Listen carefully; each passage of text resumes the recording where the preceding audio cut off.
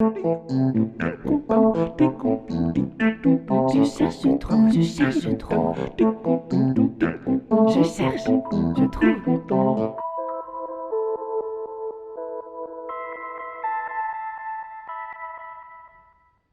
Luke, I am your father. Doesn't work anymore. What are you doing?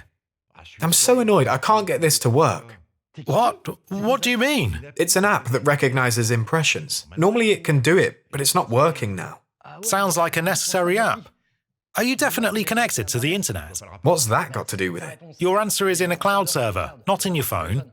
Your app doesn't work by itself. It's part of an entire ecosystem. Is that why it's not working? Hold on. Let me explain. Your app needs a digital infrastructure to work. Phone network, Wi-Fi network, cable, relay antenna, data centers. We actually prefer the term digital service. Software is too immaterial. Lots of people don't realize how much is behind a digital service. They think you type a message, it flies through the air, and arrives as if by magic in the recipient's computer. That's what going paperless is. Theo, it may not involve paper for us, but it's significant work in the cloud. Just because you can't see it doesn't mean it doesn't exist. Indeed, the materiality exists elsewhere. Do you know what's happening when you send a message? First off, you obviously need a computer, smartphone or tablet to type. There's your hardware. Then it needs to be connected to a phone network, ADSL, 3G, 4G or 5G provided by our routers, antennae, millions of miles of submarine cables and fibre optics. I think we can also class that as hardware. Often, the message isn't stored on your machine, but on a server in a data center. It's a huge hardware hangar full of servers, firewalls, hard disk backup storage, routers and switches, all stacked on top of each other inside cupboards. More hardware. All that makes up the cloud. Yes, we've removed storage and processing from your machine. On the one hand, it's good because the equipment is shared. On the other hand, the downside is that you can't turn them off. You want to be able to use your email and apps whenever you want. So it all has to keep running day and night, 24/7. Think of the data centers like tons and tons of servers on top of each other that are never turned on. It consumes electricity and emits heat energy, which means the temperature needs to be regulated with huge air conditioners, ovens inside of fridges. So what does that mean for our messages? They just sit there, stored in several locations at a constant temperature.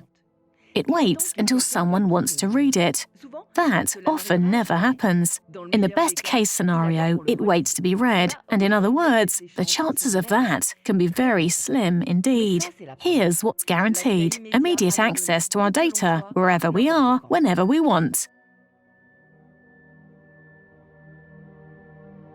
It's obviously out of the question that all these people's data disappears into the void. We need generators and backup batteries which are at least doubled, just in case. Data centers have the finger pointed at them because of how they work, which has a huge impact on the environment. A lot of progress has been made. Better energy efficiency, or set up in places where energy production doesn't emit CO2, such as in the middle of a wind farm. It's better, more efficient, but that doesn't solve everything. Above all, we get what's called a rebound effect. The easier it is to access data, the more we consume. The more we consume, the more we have to develop infrastructure. The more we develop infrastructure, the more data we consume. I get the same thing with chocolate mousse. No, Theo, that's the glutton effect. Oh, right. We used to type messages of 140 characters and that was enough. With 3G, we could take photos. With 4G, this became videos. And with 5G, I can stream a series on my phone in 4K resolution on the train. Well, you don't need to watch a film in 4K on your phone. You can't even tell the difference. The disappearance of limits encourage overconsumption. That's the rebound effect. And I'm not even talking about certain app updates that encourage you to change your device to get them to work. I hate that. It's such a digression, honestly. Drives me nuts. It even has a name. It's the software's obsolescence strategy. Digital services are often seen as free, but they're not designed for using new technological possibilities to the max, and they push us to change our devices. It's not free for us or our planet because the machine we get rid of still works perfectly well. We need to design simpler, more responsible and respectful services for the user and the environment. Simpler services are more accessible across more phones, thus for more people across the world, and are therefore easier to use for people less comfortable with technology. You don't need a gas factory to light a candle. Let's keep technology where it really brings added value. Let's use our existing infrastructures for what they're made for.